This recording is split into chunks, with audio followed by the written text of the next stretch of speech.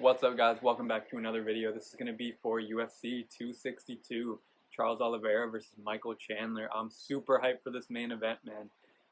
Yeah, just really excited for it. I think it's a really fun matchup. A lot of people think Poirier should be involved. He wants to go fight McGregor for some money, so that's fine. We're just, Oliveira definitely deserves to be there. Chuck Chandler in there for Poirier, and yeah, we got ourselves a scrap right here. So kicking off the card, we got Christian Diago's coming up against Sean Soriano at lightweight. So Diago says 18-8, training out of Black House. He's at a longer camp for this fight. Soriano's coming in short notice.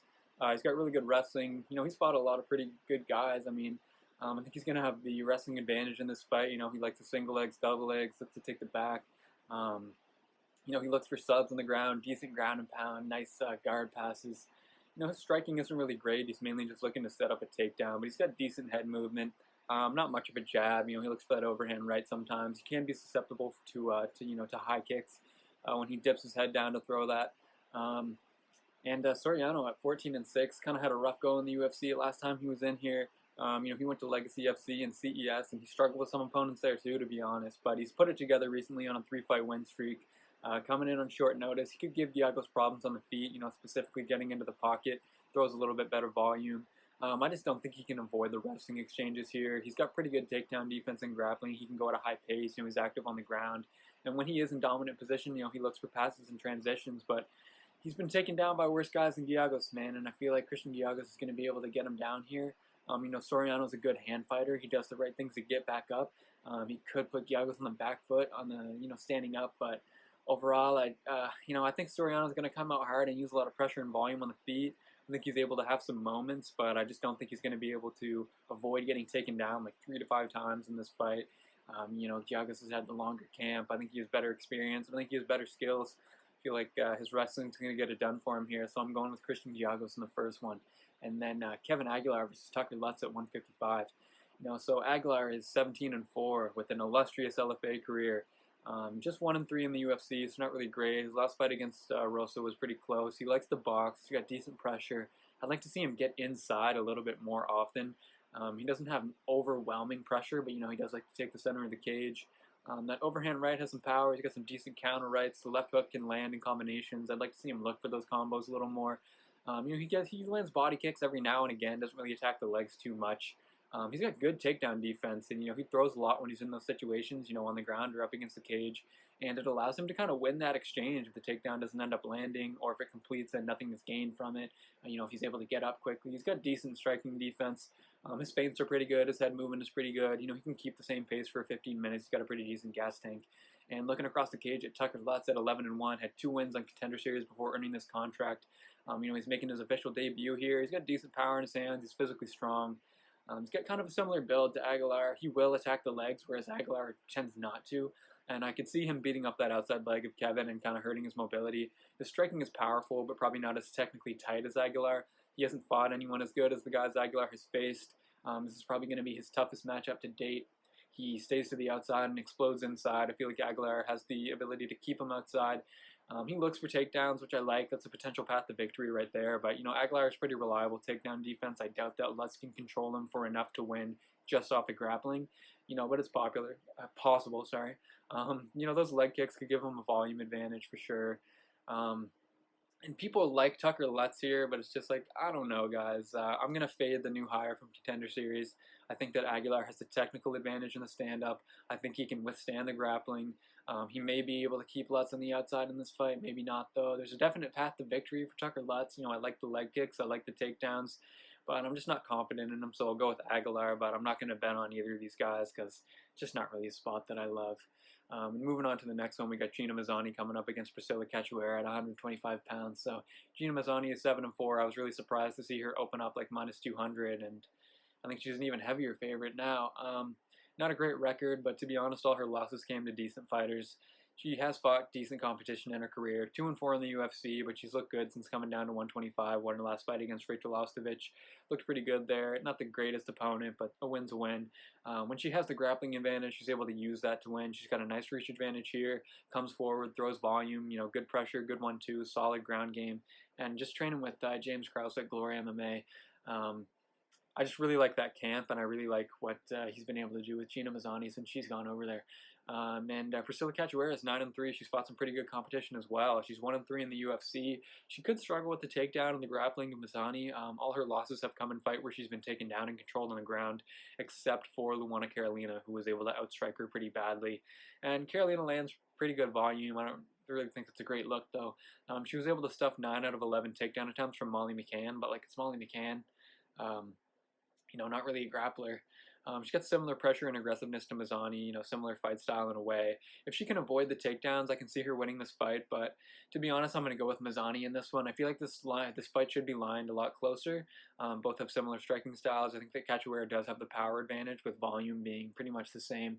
If it stays on the feet, I can see Cachoeira winning, but if Mazzoni can bypass that takedown defense and get it to the ground, I think she can do good work on the ground with a good game plan from James Krause, and then just do enough on the feet to win. So a lot of the value is on Cachoeira here, though, but I still think Mazzoni is probably the better spot here. So I'll go with Mazzoni. Then moving on to Jamie Pickett versus Jordan Wright at 185 pounds. And Pickett is 11-5. He's been in the fight game for a long time, over a decade if you include his amateur experience. He hasn't really fought the greatest competition over his career. He's going to have a slight reach advantage here. He is physically big and strong. He can get backed up a little too easily for my liking, though. He surrenders the center of the cage sometimes. He's strong in the clinch, looks for trips, good double legs when he gets the hands locked up. And in the fight with Nshukwi, he was just getting backed up, and then he would engage in the clinch, didn't result in anything. He would separate and then get backed up once again. He got badly outlanded in that fight, like badly outlanded, 120-40. He just doesn't land that much volume, and that's not a winning formula. I see people saying like he's gonna walk down Jordan Wright and outland him, and it's like, I don't know what you have seen that leads you to believe that's gonna happen. It definitely could. I mean, I'm not confident in Jordan Wright, but I don't know, man. I haven't seen anything in Pickett that makes me, makes my eyes pop out of my head saying this is a spot to bet. Jordan Wright also hasn't really fought the best guys. He racked up a lot of wins in Alaska. He does throw good volume, though. He throws more than Jamie Pickett. I don't know what people are talking about on volume there. I don't think he'll be as strong in the clinch. He could be a little more active there, though, with some knees. He doesn't really like to accept those types of positions that much. He's got decent kicks that can keep distance. He's not as happy to back up as Pickett is. He's got decent takedown defense. A little bit more of a controlled striker than a brawler. He did take some decent damage in his last fight just a few months ago. I would have liked to see him take a little more time off, but I just see Jordan Wright getting this one done with better volume and striking. I feel like Pickett gets outlanded on the feet and doesn't find enough success in the grappling to win. If he comes out hard, throws a ton of volume, really works the grappling, he definitely could beat Wright in a brawl, but I feel like the more technical guy is Wright, but I'm not confident in either guy. I'll probably take a look at the over 1.5 in this one, but yeah, this isn't really a great spot on this card. I just don't really like any of the options here that much. And moving on to Andrea Lee and Antonina Schefchenko at 125 pounds. So Angela Lee is 3-3 in the UFC. I'm on a rhyming spree. But anyway, split decision loss to Joanne Calderwood. Same thing to Lauren Murphy. Lost to Roxanne Modafferi most recently. She's got a great striking output. She puts a lot of volume out there. Nice low kicks. Adds that low kick into the combos pretty well. Pretty sharp, straight punches. She's aggressive. Takes the center. She's a decent grappler. She can get takedown. She's okay on the ground. Antonina Schefchenko is 9-2. She's 2-2 in the UFC. If you include the Ultimate Fighter finale, she is 3-2. Pretty good training camp, Tiger Muay Thai, and, training with her sister Valentina. I feel like they get good work in the gym there. She looked improved in her last bout against Lipsky. I actually kind of liked the plus money on Lipsky there. Ended up taking a loss, but it is what it is. She's got really nice footwork, nice angle, good front kick, sharp combos. She's probably slightly more technical than Lee on the feet. I feel like maybe Lee could put more pressure on her and back her up.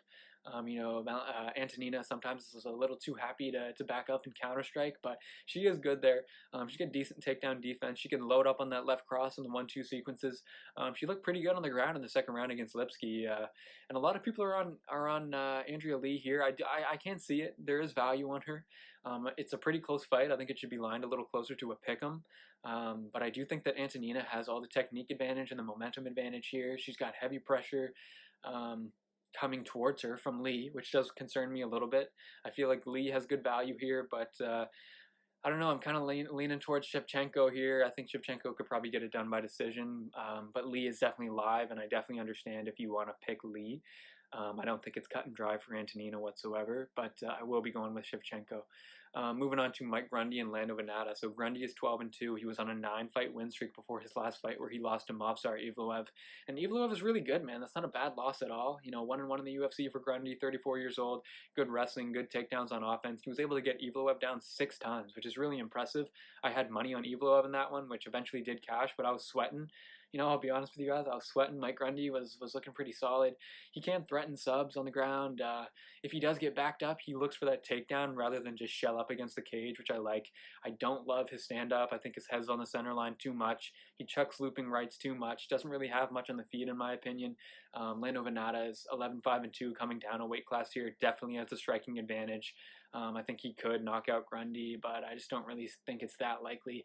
I don't really like his chances in this fight if this fight hits the ground 3 to 4 times. Vannata has not won a single fight in the UFC where he's been taken down. I think that the front kicks could work for him here. Probably won't want to kick too much with the TD risk coming back from Grundy. I feel like this could be a little bit difficult for Grundy to find the takedown opportunities just with the way Lando moves, but Vannata not being super aggressive, he has his hands down a lot. He could get tagged with one of those overhand strikes from Grundy. I just think this is a bad matchup stylistically for him, so I'm going to go with Grundy here. I think this is a good matchup for Grundy. If he tries to stand and strike with Lando, he is going to get beat, but hopefully he takes the exact same approach that he did against Evloev and just tries to get as many takedowns as possible. I think if he gets this fight down 3 to 5 times, that should win him the fight.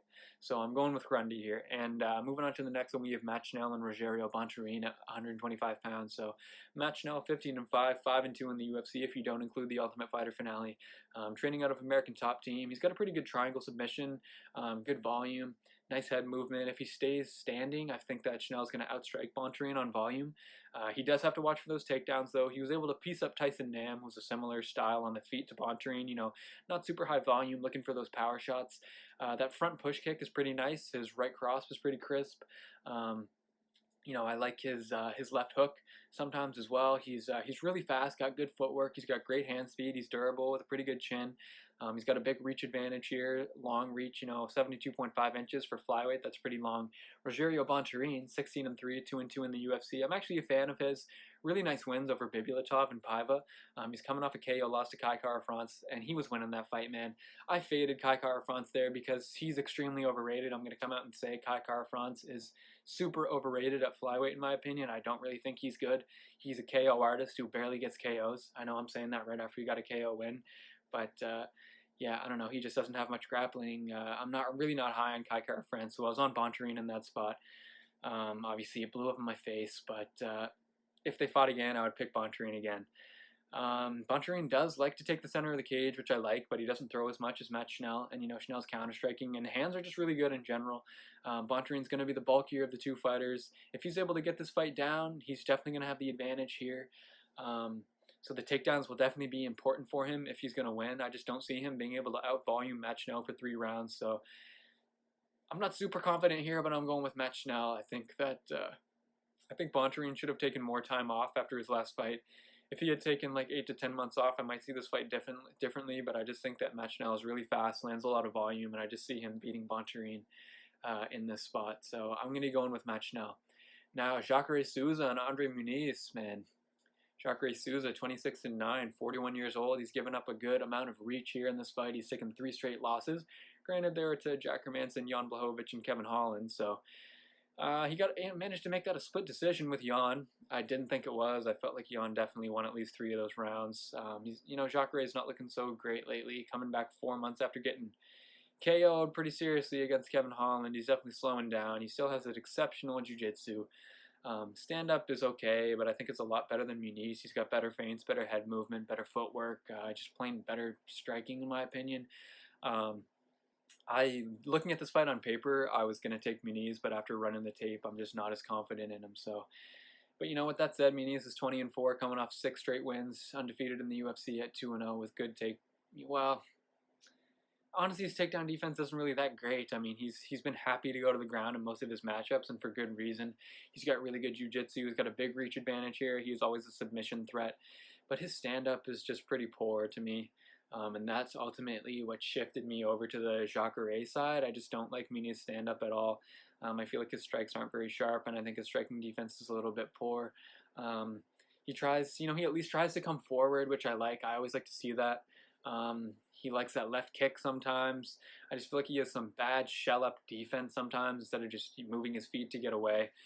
He pretty much only uses strikes to set up takedowns. I don't know how effective that's going to be against Jacare. So yeah, I was a lot more confident in Muniz before watching the tape here. I think that Jacare will win the stand-up here, and I think that's going to open up opportunities for him to get a takedown and use that just crazy top pressure on Muniz. And if the grappling ends up in a stand-up here, Jacare just has the striking advantage in my opinion. My confidence is not high because we're talking about a 41-year-old who got knocked out 4 months ago. But after watching the tape, I just don't think I can pick Muniz here, so I'm going with Jacare Souza.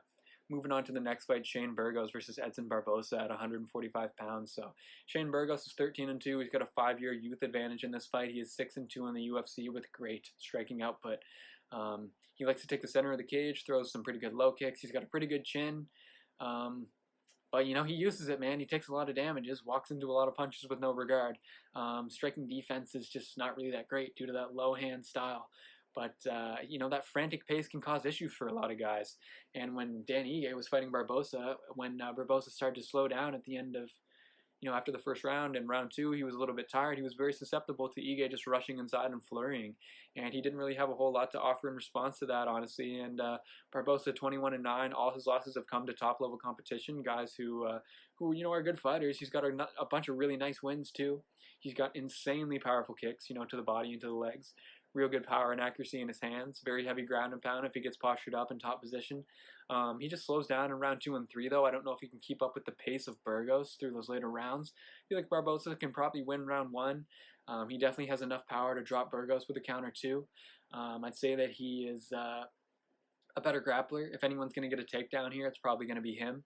I just don't see too much grappling happening in this bout. I see a lot of guys on Barbosa at the plus money. I think it's a good spot too, but if I'm being honest, I think that Burgos pressure is going to win in this fight. It's a potential live bet spot because I think that Barbosa is going to have a strong first round. I just think once Barbosa slows down, he will find it difficult to deal with Burgos being in his face for the next 10 minutes, and Burgos could get the better of him. Barbosa sometimes tends to struggle with guys who look to do that, so I'm going to be going with Shane Burgos. And now Caitlin Chookagian coming up against Viviana Rujo at 125 pounds. So Chookagian is 15-4, 3-2 in her last 5 with wins over Cynthia Calvillo, Antonina Schefchenko, and Jennifer Maia. And her losses were to Jessica Andrade and Valentina Shevchenko. So what can you say? I got her at a ridiculous number against Cynthia Calvillo, like plus 350 or something like that. Chookagian can go out there and put on a ton of volume and win a decision against a lot of women. And that's what I liked about her against Calvillo, and she was able to do exactly kind of what I thought she was going to do. She's got a 5-inch height advantage here, but the reach is the same. I like her from the perspective that she comes forward, she pressures, she throws a lot. I really like that, and that can be very valuable in women's MMA a lot of times. She's not going to have as much power as Rujo here, but she is going to be very busy and active. Maybe not quite as fluid on the feet as Rujo, but she will have tremendous output.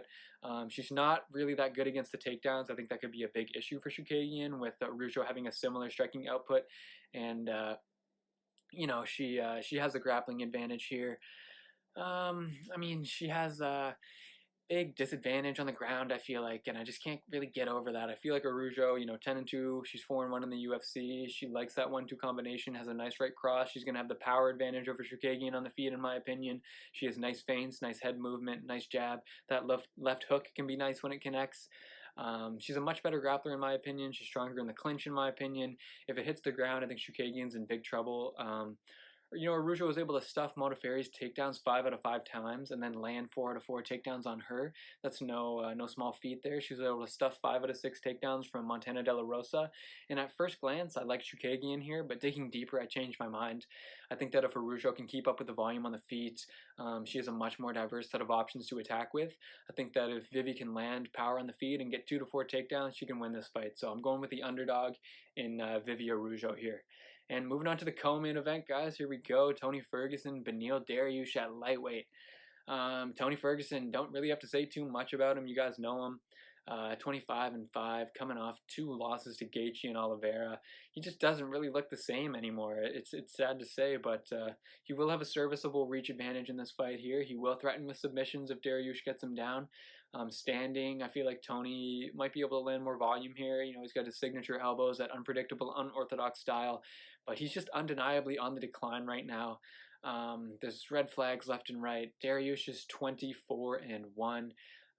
He's on a 6-fight win streak. And I mean, 20 wins, 4 losses, and a draw or no contest or something. Or a draw, I think. Not 24 wins, 1 loss. So he did look great against Diago Ferreira his last fight. He's a powerful guy, powerful strikes, maybe not as technical on the feet as Tony, but just powerful in general, powerful wrestling and takedown game. He will have the wrestling advantage here, in my opinion. I don't think it's going to be necessarily easy to get Tony down, but I think eventually he's going to do it.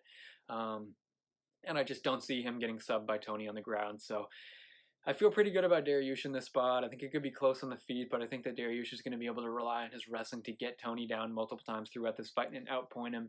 It is sad to say, guys, but I just don't think Tony is the same fighter anymore.